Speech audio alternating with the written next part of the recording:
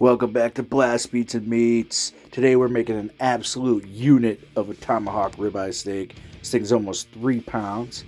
So the first thing I'm going to do is put on some olive oil, and I'm just going to spread that all over this steak, and that's just going to make it so that our rubs will stick to it.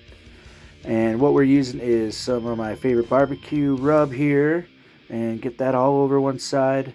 And then what we're using is some prime rib seasoning that I got from Meniere's, which is located at 86 Canal Street in Big Flats, New York. They have all your steak and barbecue needs. Great deals on meat. Love going there. You should check that place out.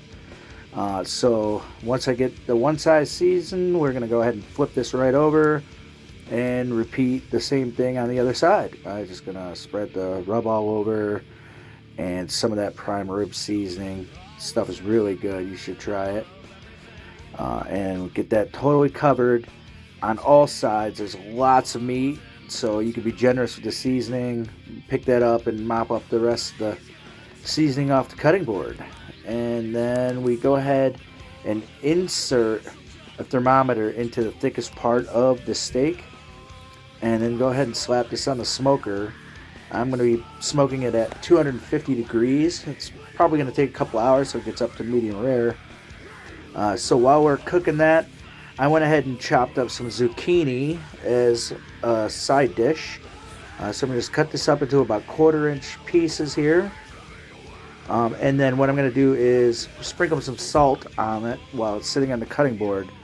And this is going to help draw out some of the moisture and makes the zucchini less bitter. And after a few minutes, what we do is just wipe up all that water with a nice clean paper towel. And then we're going to transfer it over to an aluminum foil tray and spray on some olive oil on each one. That way the seasonings that we put on this will stick as well. I'm using some garlic salt. And I'm going to use some everything bagel seasoning, which is really good. I like the texture it gives the zucchini. A nice little crunch while you're eating it. It also has some garlic and salt and pepper as well, and has different color seeds. Then we use some Parmesan Reggiano cheese. Put a little pile of that on each one as well. And then a little bit of Kobe Jack and Monterey cheese, and some mozzarella as well. And pop that in the oven, 400 degrees, about 10-20 minutes. They should be good, and they are absolutely delicious. Next thing we're going to do, put some olive oil in my cast iron skillet, and we're going to sear this ribeye steak.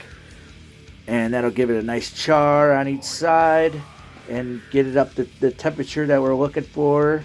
And then I'm going to put it on the cutting board, and what I'm going to do is slap a little dab of butter on there and cover it with aluminum foil and let it rest for about 5-10 minutes. And then here we go. We're going to go ahead and cut this big old piece of meat off that bone. That way it's easier to deal with. And this is absolutely delicious. It's so juicy.